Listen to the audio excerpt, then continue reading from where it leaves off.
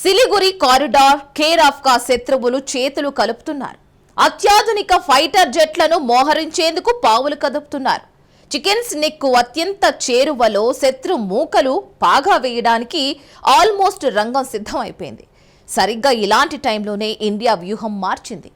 Russian made S-400 missile సిస్టమ్ను సిలిగురి కారిడార్లో దించి 3 దేశాలకు ఒకేసారి సవాల్ విసిరింది. ఎవరొస్తారో చూసుకుందాం రండని ఛాలెంజ్ చేస్తోంది.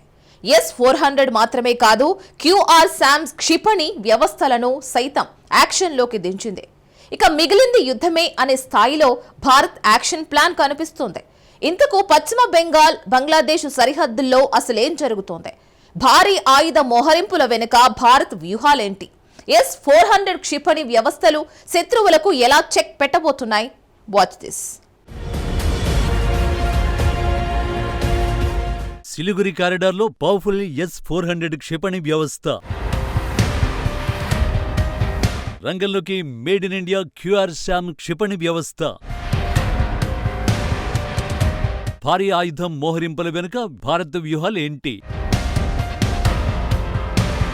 చికెన్ స్నెక్ యుఎస్ చైనా పర్యటన తర్వాత ప్రపంచవ్యాప్తంగా తీవ్ర చర్చనీయాంశమైన పేరిది. జస్ట్ 22 కిలోమీటర్ల వెడల్పుతో భారత భద్రతకు కీలకం కావడం, భారత శత్రు దేశాలకు అస్త్రం కావడం చికెన్ స్నెక్ కారిడార్ను టాక్ ఆఫ్ ది టౌన్ గా మార్చేశాయి.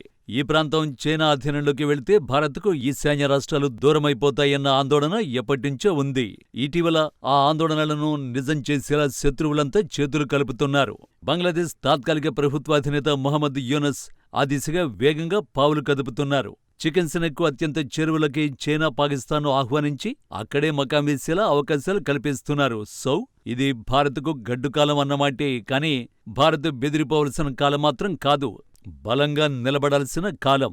ప్రస్తుతం మోడీ సర్కార్ అదే చేస్తోంది. భారత్ బ్రహ్మాస్త్రాలను సిలిగురి కారిడార్లో వరుసపెట్టి యాక్షన్లోకి దించుతోంది. వాటిలో మొదటిది Russia made S-400 missile system. Powerful S-400 Triumph missile సిస్టమ్ను మోడీ సర్కార్ చికెన్ స్నెక్లో దించింది. ఇది ఉపరితలం నుంచి గాలిలోకి ప్రయాణించే క్షిపణి వ్యవస్థ. అత్యంత సమర్థవంతమైన మిసైల్ డిఫెన్స్ వ్యవస్థ. UAVలు, క్రూయిజ్ మిసైల్స్ తోనూ ఉపయోగించొచ్చు. సోవియట్ యూనియన్ పతనం తర్వాత 1993లో ఈ అత్యాధునిక మిసైల్ వ్యవస్థ నిర్మాణం ప్రారంభమైంది. గతంలో ఉన్న S-300 మిసైల్ డిఫెన్స్ వ్యవస్థలోని మిసైల్ స్టోరేజ్ కంటైనర్లు, లాంచర్లు, రాడార్లు సహా అందులో అనేక సదుపాయాలను ఇది అందిపుచ్చుకుంది. S-400 రకం మిసైల్ పరీక్ష 2000 ప్రారంభంలో మొదలైంది. 2007 నుంచి ఈ ఆయుధాలు ఉపయోగంలోకి వచ్చాయి. మాస్కో వివిధ ప్రదేశాల్లో S-400లను రష్యా మోహరించింది.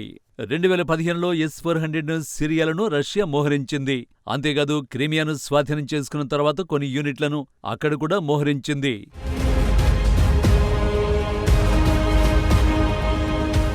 S-400 క్షిపణుల్ని మాస్కోకు చెందిన ఆల్మాజ్ సెంట్రల్ డిజైన్ బ్యూరో రూపొందించింది.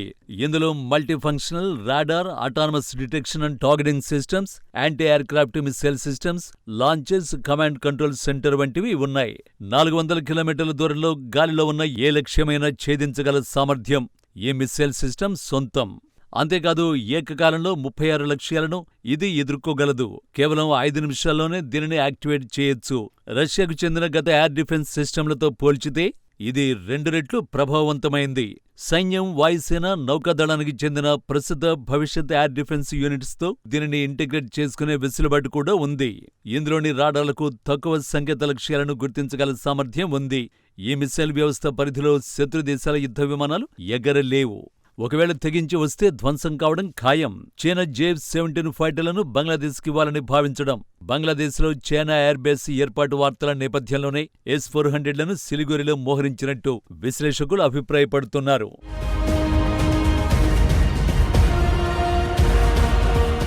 S-400లకు భారత్ సుదర్శన చక్ర అని పేరు పెట్టింది. 120 లాంగ్ రేంజ్ ఇంటర్సెప్టర్ క్షిపణుల్ని అందించాలని రష్యాను భారత్ కోరింది. 120 ఇంటర్సెప్టర్ క్షిపణులొస్తే పాకిస్తాన్, చైనాల్ని ఎదుర్కోవడం భారత్కు మరింత సులువుగా మారుతుంది. సుదర్శన చక్ర గగనతల రక్షణ వ్యవస్థలో 40 N-6 ఇంటర్సెప్టర్ క్షిపణులు ఉంటాయి. ఈ క్షిపణులు ఎలాంటి వైమానిక దాడినైనా ఎదుర్కోగలవు. ఇవి తక్కువ ఎత్తులో ఎగిరే లక్ష్యాలను లక్ష్యంగా చేసుకుంటాయి. హెలికాప్టర్లు, డ్రోన్లు వంటివి లేదా యుద్ధ విమానాలు, ఐఏఎఫ్కి చెందిన AWACS విమానాలు వ్యవస్థలతో వీటిని అనుసంధానం చేశారు. రాడార్లో శత్రువు కనిపించినప్పుడల్లా సుదర్శన చక్రం ఆటోమేటిక్గా S-400 యాక్టివేట్ అవుతుంది. సుదర్శన్ చక్రాలు అమర్చిన 40 N-6 క్షిపణులు, వైమానిక దళానికి చెందిన రాఫెల్, సుఖోయ్ 30 MKI యుద్ధ విమానాలు కలిసి పాక్ మొత్తం F-16 విమానాల్ని నాశనం చేయగలవని రక్షణ నిపుణులు భావిస్తున్నారు.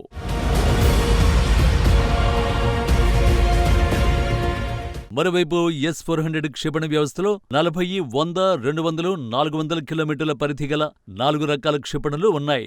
100 నుండి 40,000 అడుగుల ఎత్తు వరకు ఎగిరే ప్రతి లక్ష్యాన్ని గుర్తించి నాశనం చేయగలదు. గత ఏడాది జూలైలో ఎయిర్ ఫోర్స్ ఈ క్షిపణి వ్యవస్థను విజయవంతంగా పరీక్షించింది. ఇది శత్రు విమానాలను 80% కంటే అధిక రేటుతో నాశనం చేసినట్లు భారత ఎయిర్ ఫోర్స్ అధికారులు తెలిపారు. భారత్ తన వైమానిక రక్షణ సామర్థ్యాలను పెంచుకోవడానికి రష్యాతో కలిసి సుదర్శన్ S-400ను తయారు చేసినట్లు చెప్పారు.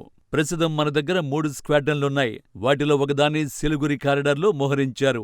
వచ్చే ఏడాది నాటికి మరో 2 స్క్వాడ్రన్లు సిద్ధమైపోతాయి. అవి కూడా అందుబాటులోకి వస్తే భారత్ను టచ్ చేసే ధైర్యం చైనా కూడా చేయలేదు. అయితే సిలిగురి కారిడార్లో S-400 ఒకటే కాదు, made in India powerful missile system QRSAM కూడా ఎంట్రీ ఇచ్చింది.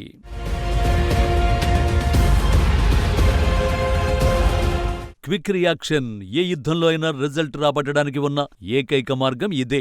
మనం ఎంత యాక్టివ్గా, ఎంత వేగంగా రియాక్ట్ అయితే రిజల్ట్ కూడా అంతే వేగంగా, అంతే పాజిటివ్గా వస్తుంది.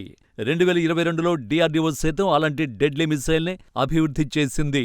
Quick reaction surface to air missile. సింపుల్గా షార్ట్కట్లో చెప్పాలంటే QRSAM.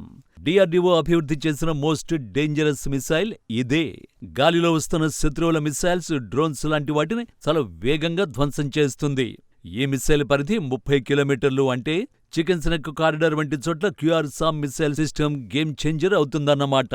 దీంతోపాటు స్వదేశీ పరిజ్ఞానంతో తయారైన MRSAM క్షిపణి వ్యవస్థ కూడా ఇటీవలే ఇండియన్ ఎయిర్ ఫోర్స్లో చేరింది. అలాగే Israeli spider quick reaction surface to air క్షిపణి వ్యవస్థ సైతం ఎయిర్ ఫోర్స్లో ఎంట్రీ ఇచ్చింది. ప్రస్తుతానికి S-400, MRSAM, QRSAM మరిన్ని పవర్ఫుల్ వెపన్స్ చికెన్ నెక్లో ఎనిమికి చెక్ పెట్టే యాక్షన్లోకి దిగబోతున్నట్టు తాజా పరిణామాలు చెబుతున్నాయి. కాబట్టి సిలిగురిపై గురిపెట్టాలన్న చైనా, పాకిస్తాన్, బంగ్లాదేశ్ కల కలగానే మిగిలిపోతుంది.